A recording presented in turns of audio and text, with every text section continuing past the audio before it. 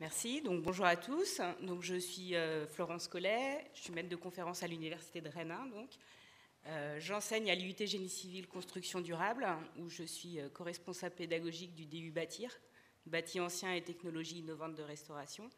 Et je suis responsable de l'axe éco-matériaux pour la construction au sein du laboratoire de génie civil et génie mécanique.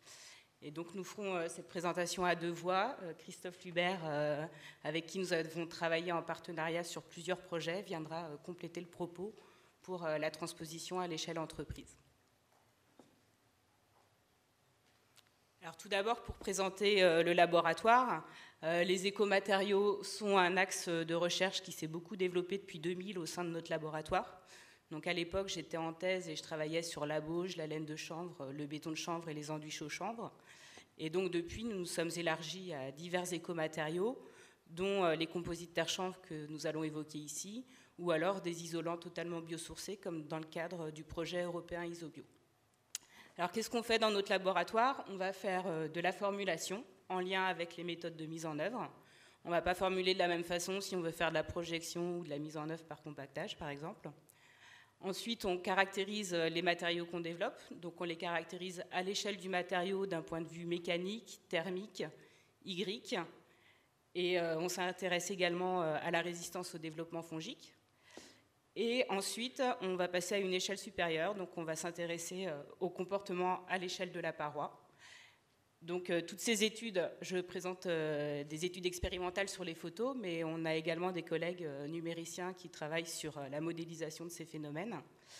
Et enfin, on réalise également des études à l'échelle du bâtiment, donc en faisant les suivis expérimentaux. Ce matin, on a évoqué le suivi expérimental de la résidence Salvatierra, par exemple.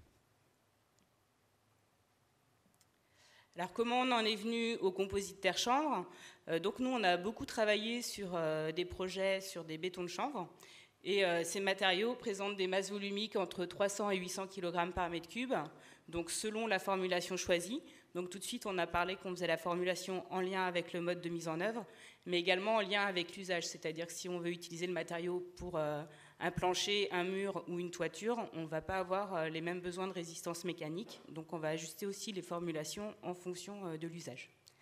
Donc, avec ces différentes formulations, on va avoir des porosités relativement élevées, entre 60 et 85%. Et ces porosités élevées vont notamment conférer aux matériaux des bonnes qualités hygrothermiques. Donc, j'ai centré sur l'hygrothermique par rapport à la thématique de la journée. Et donc, à titre d'exemple, on va avoir des conductivités comprises entre 0,09 et 0,16 watts par mètre et par Kelvin. Donc, ces conductivités vont permettre un usage du matériau, soit pour une isolation répartie, comme ça a été évoqué à peu près tout de suite, soit en tant que correcteur thermique, si on intervient sur de la réhabilitation du bâti. Donc, de bonnes qualités thermiques et également des bonnes qualités Y. Donc, pour illustrer ces qualités Y, ici, je vous présente la valeur tampon Y des matériaux. Ça va être leur capacité à réguler l'humidité de l'ambiance. Donc, c'est ce qui va jouer sur votre confort. Et donc, les bétons de chanvre vont avoir une valeur MBV supérieure à 2, ce qui va les classer comme excellents régulateurs Y dans les classifications du Nord-Test Project. Sachant que pour être bon, il faut être entre 1 et 2, et entre 0,5 et 1, on commence à devenir médiocre. Donc, ces matériaux vont présenter des très bonnes qualités hygrothermiques. Et si on regarde les analyses de cycle de vie qu'on a pu réaliser donc sur un mur en béton de chanvre avec son ossature bois et les enduits qu'il compose, donc renouvelés 2 fois sur la vie du bâtiment, on voit que comparativement à des matériaux usuels, les bétons de chanvre ont des très bonnes qualités environnementales. Mais par contre, si on veut continuer à améliorer cette qualité environnementale, on peut zoomer sur le béton de chanvre en lui-même. Et là, on voit sans grande surprise que l'élément le plus impactant, ça va être le liant. Et par contre, on met en valeur la qualité du chanvre vis-à-vis du puits de carbone qu'il va constituer. Donc, suite à ça, si on veut encore améliorer la qualité environnementale du matériau tout en préservant les bonnes qualités hygrothermiques, nous en sommes venus à nous tourner vers le développement de composites terre-chanvre. Donc, on maintient l'utilisation du chanvre pour ses qualités environnementales. Donc, on a évoqué tout de suite l'aspect puits de carbone. Mais le chanvre, c'est également un matériau renouvelable, donc vis-à-vis de la problématique d'épuisement des ressources naturelles, il apporte encore une autre solution. Le deuxième intérêt du chanvre, on a dit tout de suite, c'était ses propriétés hygrothermiques. En effet, elles sont liées à sa structure poreuse. Donc, on aura une qualité hygrothermique, on aura également une qualité acoustique grâce à cette structure. On va coupler nos chaînes votes à une matrice à base de terre. Donc, on a réalisé différentes études au laboratoire. Une première catégorie d'études où on s'est intéressé à valoriser des déchets de carrière. Donc ça, ce sont les travaux qu'on a réalisés notamment dans le cadre de la thèse de Brahim Masoud, où on a valorisé des fines issues de bouts de lavage de carrière pour assurer notre matrice terre. Donc dans ces travaux de thèse, c'était un travail essentiellement en laboratoire avec une grande préparation des matières premières. Et ensuite, nous avons réalisé un projet de fin d'études pour aller vers la transposition à l'échelle industrielle. Le deuxième type de terre qu'on va utiliser, ça va être des terres d'excavation. Donc c'est ce que je vais présenter ici, où dans un stage de master, on a valorisé des terres d'excavation pour assurer la matrice terre dans notre composite. Donc l'objectif, c'est de faire des matériaux de remplissage, on ne cherche pas à faire des matériaux porteurs, et de conserver, voire encore d'améliorer les performances hygrothermiques de ces matériaux. Donc ces performances, elles vont avoir un double intérêt. On a parlé du confort et des besoins énergétiques des bâtiments. Donc c'est ce qu'on va chercher à conserver ici. Alors côté matière première, donc ici on a utilisé donc, la terre de Saint-Sulpice, qui est une terre d'excavation. Donc on voit les étapes de préparation de la terre. Donc après les avoir prélevées, on va les sécher, les broyer, les tamiser pour obtenir notre matière première. Donc ça, c'est quand on va vouloir travailler à l'échelle laboratoire pour toujours avoir une régularité de la matière. Quand on passera sur une échelle industrielle, on n'ira peut-être pas faire tout ce travail, mais ça va nécessiter un passage à une autre échelle. Donc la matière première qu'on obtient ici, on a ici son étude granulométrique. Donc en ce qui concerne cette terre, on a majoritairement des sables et un peu de limon et d'argile. Sa masse volumique réelle est à 2680 kg par mètre cube. Et quand on va mesurer ses limites d'Atterberg, donc on a une limite de liquidité à 58,5% et un indice de plasticité à 36,3. Donc ça va classer notre sol comme un argile très plastique. Donc ça a été évoqué précédemment, on ne va pas forcément chercher à avoir des argiles très réactives selon les usages qu'on va vouloir faire. Si on veut faire une terre porteuse ou une terre allégée, on n'ira pas chercher les mêmes caractéristiques. Donc le chanvre qu'on a utilisé ici, c'est un chanvre commercial. Donc pour le caractériser, on a fait une étude granulométrique, enfin plusieurs études granulométriques, une par analyse d'image qu'on trouve ici, et une par tamisage mécanique classique. Donc le tamisage mécanique, ce sont les points orange, et l'étude par analyse d'image, ce sont les courbes continues. Donc on va avoir une longueur médiane des chaînes votes de 11 mm et demi, une largeur médiane de 2,9 mm, et avec des longueurs à 90% de passant de presque 2 cm, et les largeurs à presque 5 mm. Donc ça nous donne des fibres plus ou moins allongées, donc avec une élongation entre 2,2 et 6,5. Donc ces chaînes votes ont une masse volumique apparente à 107 kg par mètre cube et une porosité totale autour de 92%. Et donc du fait de cette très forte porosité, elles vont présenter une très forte capacité d'absorption d'eau, donc qui a également été évoquée tout à l'heure.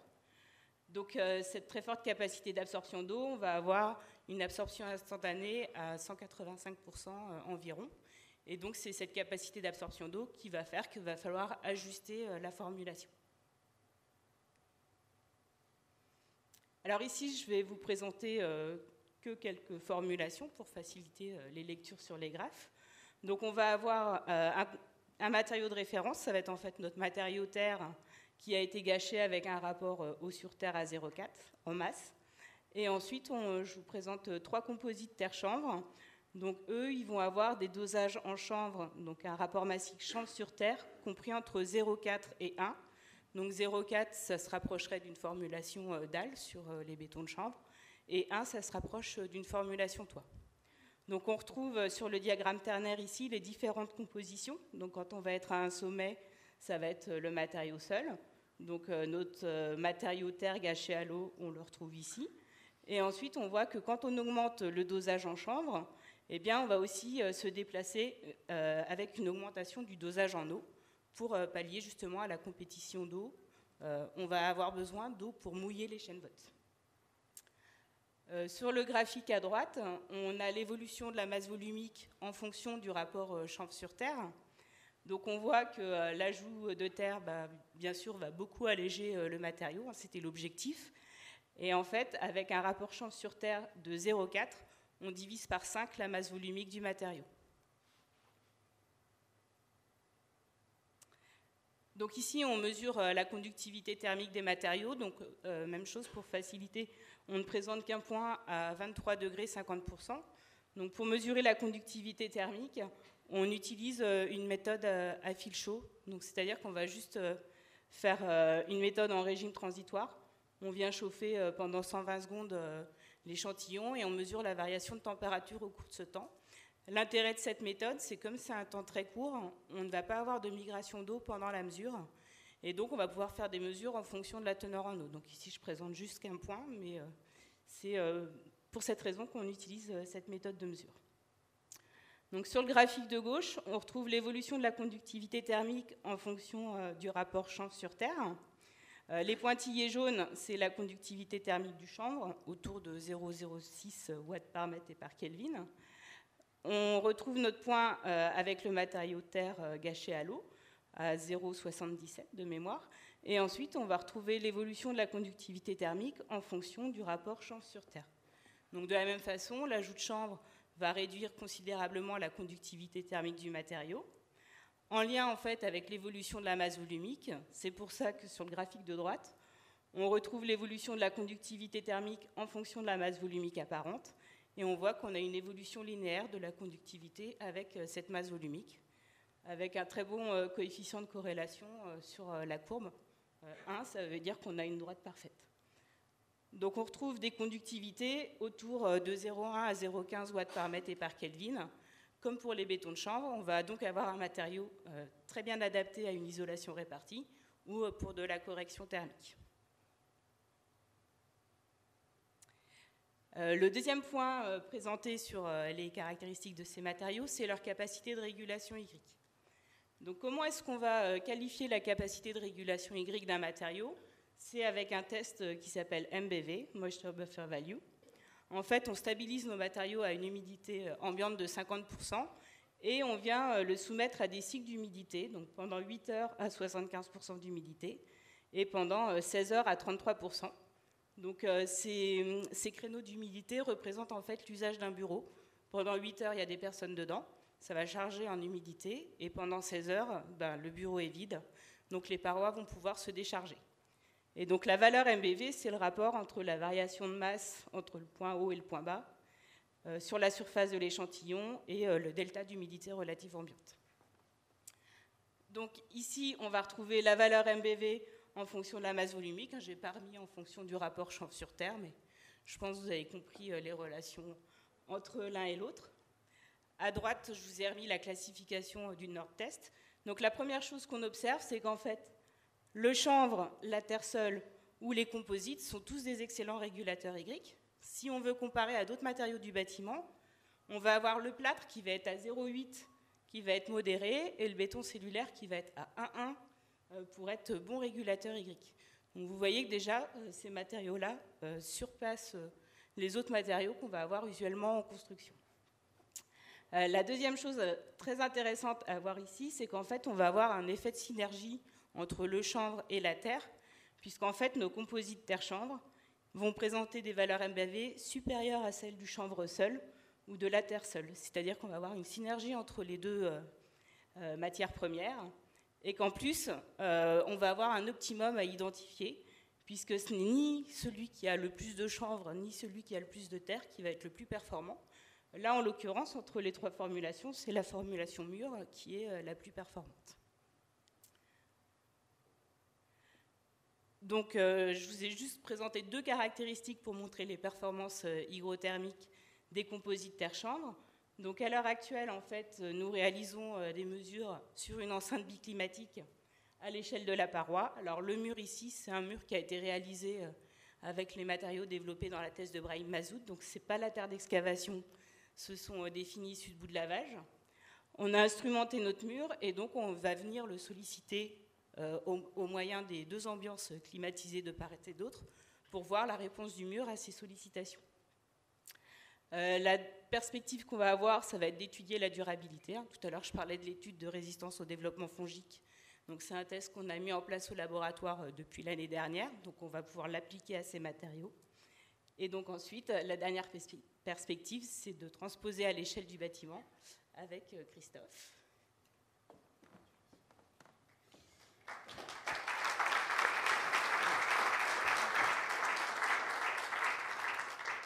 Bonjour, donc Christophe Lebert, entreprise LB Ecohabitat.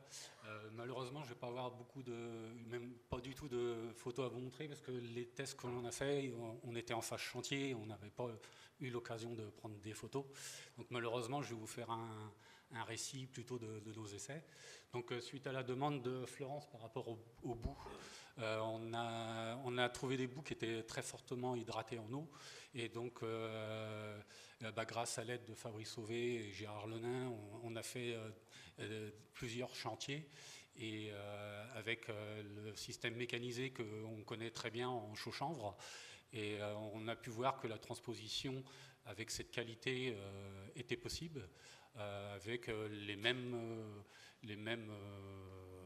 résultats. Donc pour nous, c'était satisfaisant.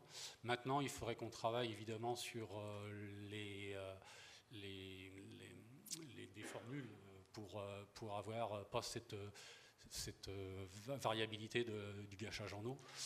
Et c'est pour ça qu'avec l'université, on va encore travailler. On se voit la semaine prochaine pour ça. Voilà. Donc, ce qui nous intéresse, nous aussi, à l'entreprise, ça sera avant tout d'avoir une terre qui correspond aux règles professionnelles construire en chanvre pour avoir ce support, puisque aujourd'hui, ça ne sera pas de réécrire des nouvelles règles, et au moins adapter aux différents seuils qui sont fixés dans les règles professionnelles. On est doublement intéressé également pour l'utiliser en préfabrication, puisque aujourd'hui, nous réalisons des murs complets en chaux-chanvre, et on voudrait réaliser en terre-chanvre dans le futur.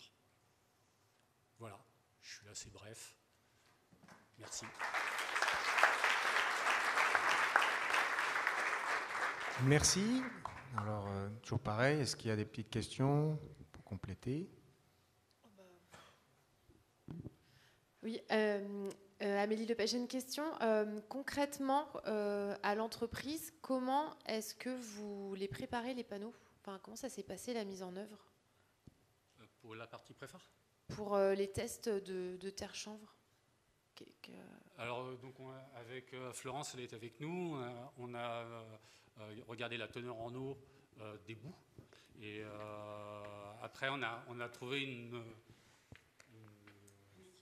une équivalence et on a adapté une quantité de chaux. Alors, pour donner la formule qu'on a trouvée avec Gérard, c'était à peu près la moitié du volume de chaux et la moitié de volume de terre, mais qui était une terre hydratée. Oui. Oui, vas-y. Oui, alors c'est une petite précision pour l'entreprise. Je suis là. Petite précision pour l'entreprise. Dans les guides de bonne pratique, la terre allégée, il y a le terre-chanvre. Il suffit de le lire, c'est téléchargement gratuit. Ah ben, je vais m'en occuper. Il y a une question, il y a 2 questions même là-haut.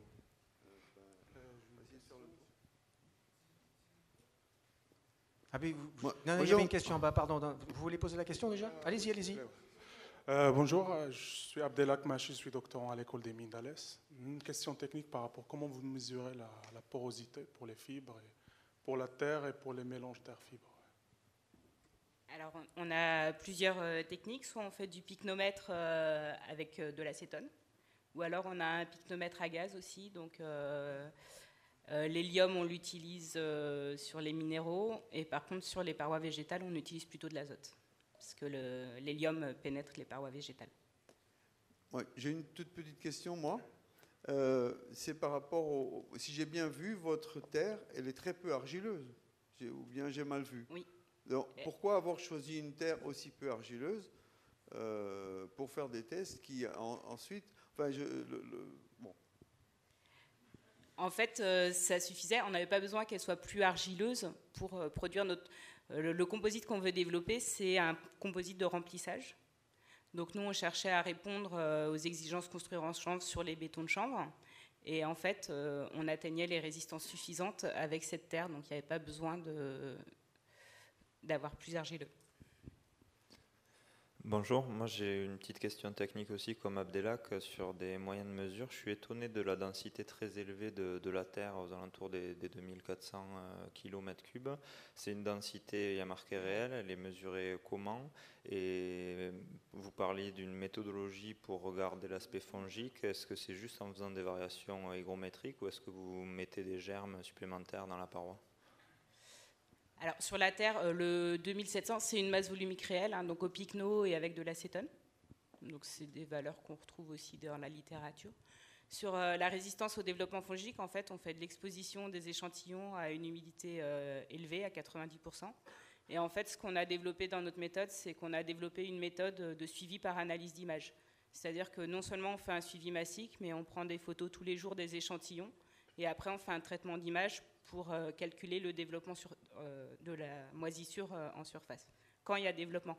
Parce qu'on a des matériaux, on arrive à ne pas avoir de développement.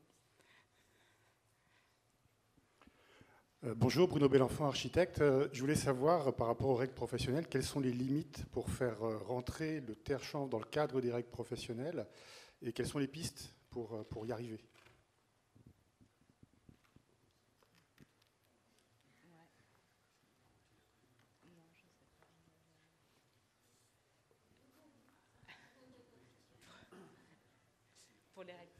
Donc pour les règles pro, construire en chanvre, c'est ça? Alors, moi de mémoire, sur les règles pro, construire en chanvre, sur les prochaines, on va chercher à faire rentrer le terre-chanvre. Par contre, les exigences, ça va être les résistances mécaniques, comme, que je dise pas de bêtises, il y avait Gérard Lenain tout à l'heure. Donc peut-être tu peux compléter. Pour moi, c'est la résistance mécanique qui va être vérifiée.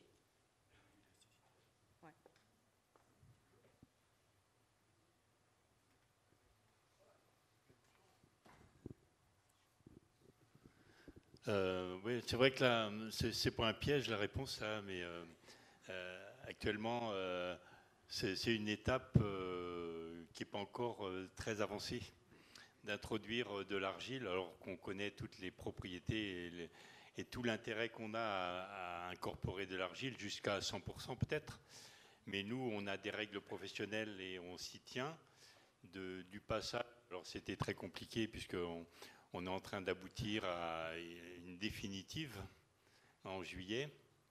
Et l'étape suivante, ce sera d'introduire. Mais nos partenaires ne sont pas trop sur cette composition avec l'argile. Mais c'est à nous, membres, de les y inciter. Voilà. Je ne sais pas si la réponse est juste, mais... Comme ça, je repasse à un des rédacteurs de la Terre allégée, parce que finalement, on est entre les deux, quoi. Laquelle va compter? Laquelle on prend de règles professionnelles? Alors, c'est des guides de bonne pratique, mais c'est du terre-chanvre. Terre-chanvre, c'est fait, c'est écrit. Alors, ce n'est pas des règles professionnelles.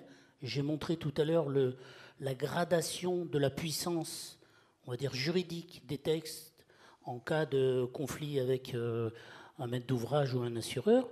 Mais ces textes existent.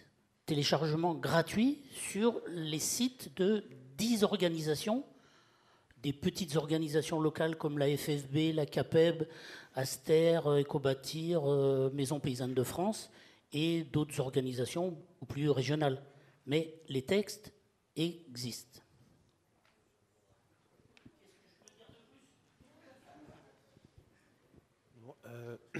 Voilà, question. Merci pour cette présentation très technique. Et je suis là. En fait, c'est assez expérimental les résultats que vous produisez. Je voulais savoir si en termes de modélisation, vous avez aussi avancé et qu'est-ce que vous pouvez en dire? Oui, alors en modélisation, donc ce que je disais tout à l'heure, c'est qu'on a également des collègues qui travaillent sur la modélisation. Je travaille un peu dessus, mais de plus loin. On va avoir des spécificités avec ces matériaux, puisque donc là j'ai présenté juste la valeur MBV, mais en fait on a aussi les isothermes de sorption, la perméabilité à la vapeur. Et la principale caractéristique de ces matériaux, c'est qu'on va avoir des hystérésis dans les isothermes de sorption. Et en fait, ce matin, on a évoqué les modèles de calcul, comme par exemple WUFI. Ces modèles-là ne prennent pas en compte l'hystérésis. Donc nous, au laboratoire, on a développé un modèle qui prend l'hystérésis, donc c'était la thèse de Yacine Aïtoumziane. Et depuis, nous avons complété, parce qu'en fait, l'hystérésis ne suffit pas à lui seul d'expliquer les décalages entre une simulation et une expérimentation. On a également des phénomènes de cinétique de sorption, c'est-à-dire que quand on va exposer l'échantillon à l'humidité, donc il va y avoir le phénomène de diffusion dans le matériau, mais même la face exposée, en fait, on ne va pas avoir une sorption instantanée, on a un petit délai. Donc on introduit actuellement des modèles de cinétique en plus du modèle d'hystérésis dedans. Mais du coup, ce sont des développements qu'on fait dans MATLAB, on ne peut pas utiliser des logiciels du commerce, entre guillemets. J'ai une question. Est-ce que vous pouvez définir hystérésis? Parce que ah, pardon. On s'excuse, mais moi je suis ingénieur, hein, mais non. C'est-à-dire que quand on va exposer le matériau à l'humidité, quand on va partir du point sec, on va avoir une évolution de la teneur en eau du matériau. Par contre, si on repart des humidités les plus élevées, quand on va rassécher le matériau, on ne va pas suivre le même chemin. On aura un décalage, on aura une teneur en eau plus élevée que si on part des points humides que des points secs. Et donc, dans la vraie vie, on ne sera ni sur la branche d'adsorption qui est partie du point sec, ni sur la désorption qui est partie de l'eau de gâchage. On sera entre les deux et on peut avoir des gros écarts entre les branches. Et en plus, selon l'histoire, on va se décaler encore. Donc, c'est un phénomène assez complexe à modéliser. Et j'ai encore une question, et puis je passe. Est-ce que vous avez mesuré la différence, justement, en termes de capacité hygroscopique entre du terre-chanvre et du chanvre chaud? Il y a plein de chanvreux ici qui mettent tous de la chaux, alors je vais me faire des ennemis peut-être. Mais... Non, mais c'est surtout que comme vous n'avez pas pris excusez-moi, mais comme vous n'avez pas pris de terre vraiment argileuse, c'est pour aller un peu plus sur cette idée-là, parce que en plus vous êtes intervenu ce matin sur une très bonne remarque sur justement les interfaces avec le rôle de l'eau. Donc allez avec des terres argileuses, vous verrez, vous allez vous amuser, parce que l'amplitude est très forte là. On a l'impression qu'il n'y a pas beaucoup d'argile quand on dit 2% parce qu'il y avait 97% de sable, mais on était quand même, si on regardait la classification des sols, on était quand même en argile. On n'était pas sur un sol que limoneux, entre guillemets. On avait déjà des argiles. Hein. Et du coup, je ne sais plus l'autre question. Ah oui, avec le chaud-chanvre, on va avoir en fait des isothermes de sorption qui vont être à peu près similaires. Par contre, c'est au niveau de la perméabilité à la vapeur. On aura une plus grande perméabilité à la vapeur en général avec les basses terres qu'avec les chauds-chanvres. Parce que ça va être lié à la tortuosité du réseau. La forme des grains. Pardon ? Capillarité liquide, on n'a pas mesuré sur tout le monde, donc je préfère pas dire de bêtises. L'autre question, voilà. Oui, Yann Mine, ici, je suis maçon en Seine-Maritime près de Dieppe. Donc la première question, c'est celle qui vient d'être posée. Donc si j'ai bien compris, est-ce qu'il y a un intérêt à utiliser de la chaux à la place de la terre, finalement, au final, est-ce qu'il y a encore un intérêt? Et la deuxième question qui rejoint la première, cette fois-ci sur l'agrégat, est-ce qu'on a des informations, des données techniques sur le fait d'utiliser par exemple du lin, parce que moi, je crois qu'il y a une autre intervention qui devait se faire sur le lin et qui est annulée, donc ça tombe sur vous. Est-ce que chez moi, il y a plus de lin que de terre? Est-ce qu'on perd beaucoup, en notamment performance hygrothermique, à utiliser du lin plutôt que le chanvre avec la terre? Alors en fait, entre le lin et le chanvre, c'est pas tellement le lin et le chanvre, c'est entre une fibre et un granulat. Parce que le lin, ça va être la partie fibreuse qu'on va utiliser. Enfin, sauf si c'est les anas, je sais pas. Les anas. pas en couplage avec la terre ou avec la chaux. Nous, on a étudié une comparaison entre les anadelins et les chènevottes dans le développement des composites isobio. Donc là, on voulait aller sur du 100% biosourcé, donc c'est d'autres types de liants. Par contre, quand on comparait granulat à granulat, de mémoire, on devait être à peu près équivalent en thermique, mais par contre, en Y, on était plus performant sur du chanvre. Ça devait être une vingtaine de %. Alors le liant, en fait, on a développé des liants par extraction sur des agro-ressources. Donc par exemple, en faisant des extractions sur des raves de maïs. Donc du coup, c'est pas du tout la même forme de réseau, parce qu'en fait, on va venir faire des points de collage, entre guillemets, entre les granulats, et notre matrice liante n'apportera pas l'effet Y. Alors que là, nous, notre matrice, que ce soit la matrice basse terre ou une matrice chaux, la matrice en elle-même contribue également à l'aspect Y.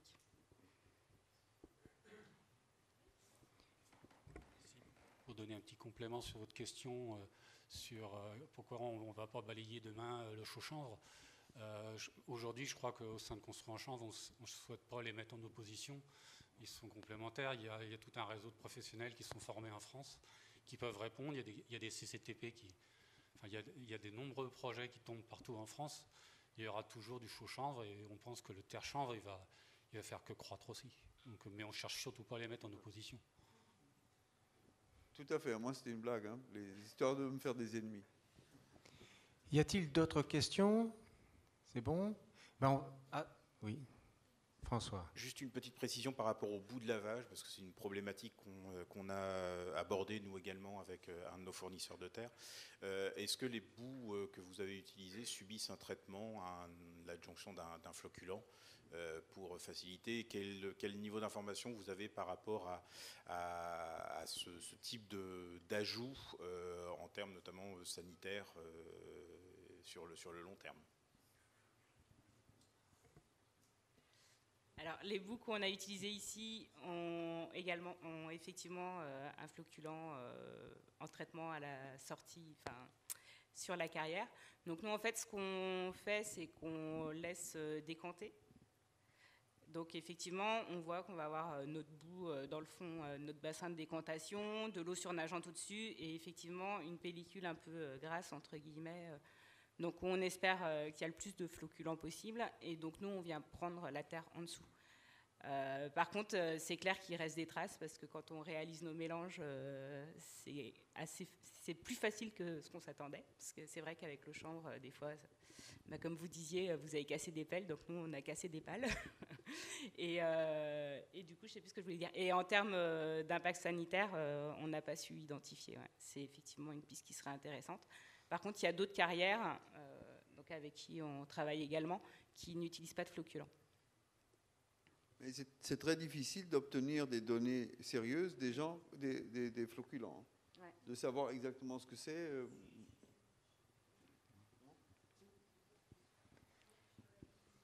Oui, j'ai une question. Là, parce que vous parlez là du développement fongique après séchage de la matrice, de l'échantillon. Et en fait, ma question est plutôt sur le séchage après mise en œuvre. Parce que pour moi, le terre-chanvre, ça met très longtemps à sécher. Et en 30 cm, comme vous avez fait votre échantillon, est-ce qu'il y a des développements justement de champignons en cours de séchage où vous avez dû forcer le séchage? Alors, on n'en a pas eu. Après, en fait, il faut avoir une bonne ventilation pour assurer l'évacuation de l'eau. Voilà, donc c'est vrai que si on fait en hiver, pendant qu'il pleut, ça va être plus difficile de sécher. Nous, là, en l'occurrence, notre mur, on l'a fabriqué en laboratoire, donc c'est plus facile de ne pas avoir de développement fongique en ventilant bien. Je vous propose de continuer l'échange à la pause, parce que là, on va devoir préparer pour la conférence de 6 heures. Et en tout cas, on remercie donc l'équipe de chercheuses et de chercheurs de l'Université de Rennes.